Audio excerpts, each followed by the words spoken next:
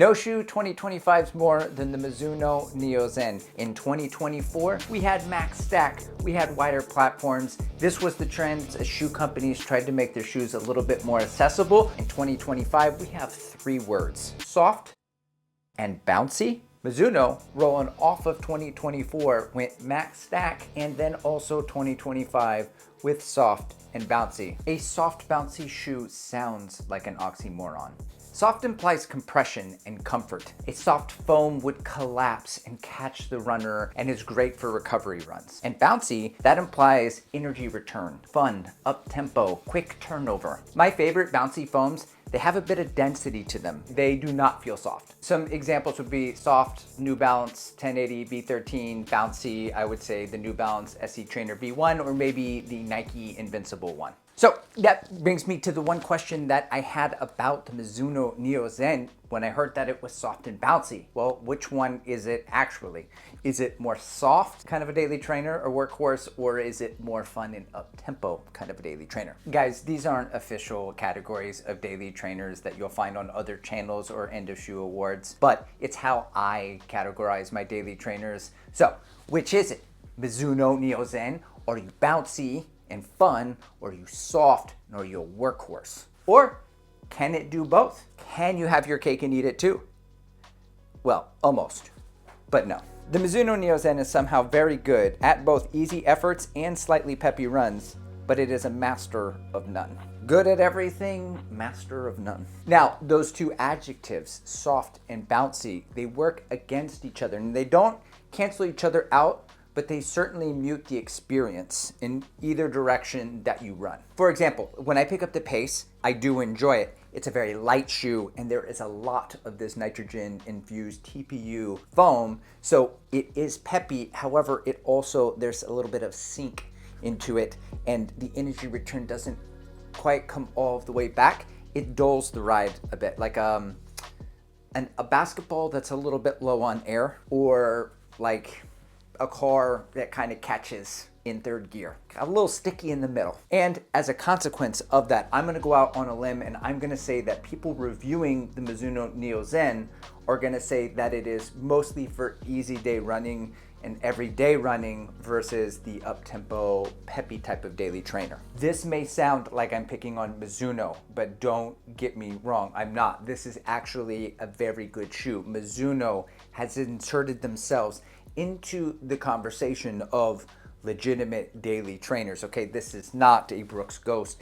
This is not a Nike Pegasus, all due respect, Chris Sagasu. For that, Mizuno does have the Wave Rider series, which they are tweaking this year. But this shoe, I would put in that category of kind of like the ASICS Nova Blast 4 or 5. And I'm not just saying that because of the mystery shoe marketing gimmick or the saturation of the American social media markets giving away shoes. This shoe legitimately, on its own merit, earns respect. Okay, now with that out of the way, I want to talk about the structure of this video that you're in currently right now. I'm going to talk about 3 more things. The first one is going to be the possible solution to make soft and bouncy work, because I think it is possible in future iterations of the Neo Zen. Secondly, I want to talk about the differences between the Neo Zen and the Neo Vista, because it is not just a plateless Neo Vista. And number 3, I'm going to talk about who this shoe is good for. All right, so let's talk about this soft and bouncy bit, because I think Mizuno could use this shoe as a launch pad for a whole lineup, because there is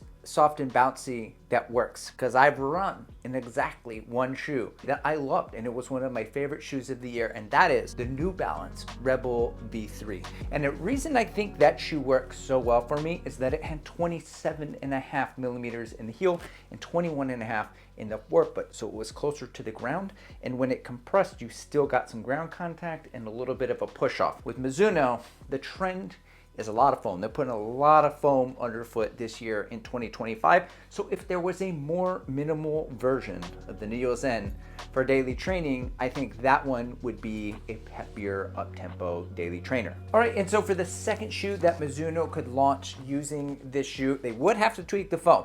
They had to tweak this nitrogen-infused TPU to be a little bit more on the softer side. But if they take all of that stack and put it into the Wave Sky 8, which is a high stack shoe, it's not a max stack shoe that Mizuno already offers, then I think you'll get something like the Neo Recovery or like the Neo Sleeper or whatever, like just a max shoe that's just soft. The Mizuno 1090. Anyway, also, if they tweak the foam the other direction to make it a little bit more dense, you could put that in a Super Trainer and you get something more close to the SC Trainer version 1.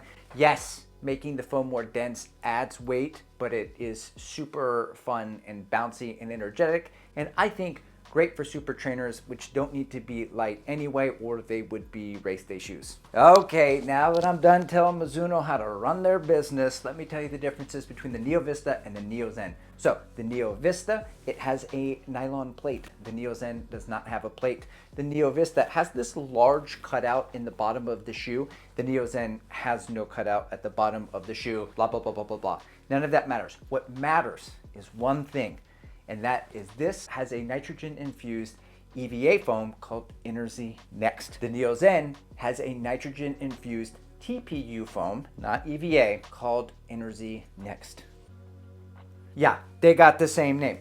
So what's the difference between the two of them? The Neo Vista is a much softer foam. Granted, you don't really feel that. The bounce doesn't kind of go away until about 120 miles. For context, I have over 250 miles in this shoe. What a flex, I know. It's the humility for me. And the Neo Zen, I have not gotten it to 250 miles, so I can't quite speak to it on the same level, but I have put a lot of miles in it, and I can tell you that this foam is not as soft. Now, in the Neo Vista, I felt that foam collapse the softness more towards the front.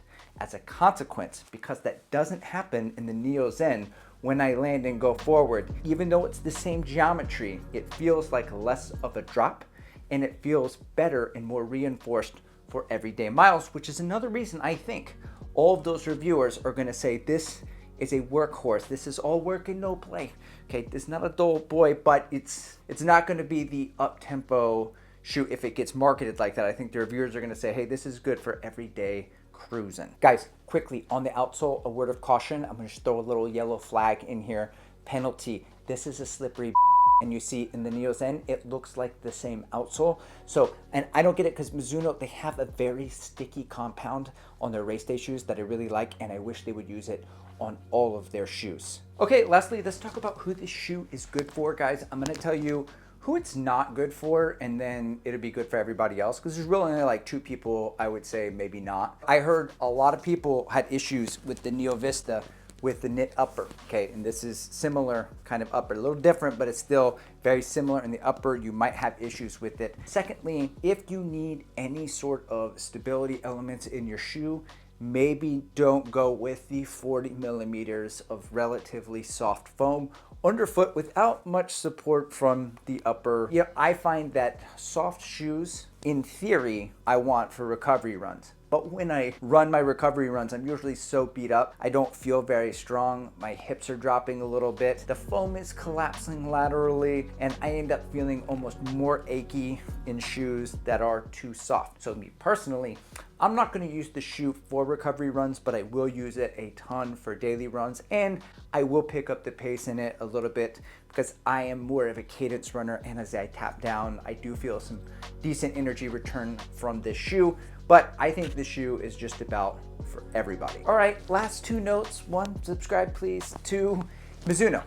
Thank you for including me in your American social media saturation marketing agenda. I really do appreciate it. As a midfoot striker, I appreciate all that y'all are doing there, trending in the right direction. As always, as I like to end every video by saying, can you please make a little bit more of a minimal shoe? Neo Zen low, baby. Let's go.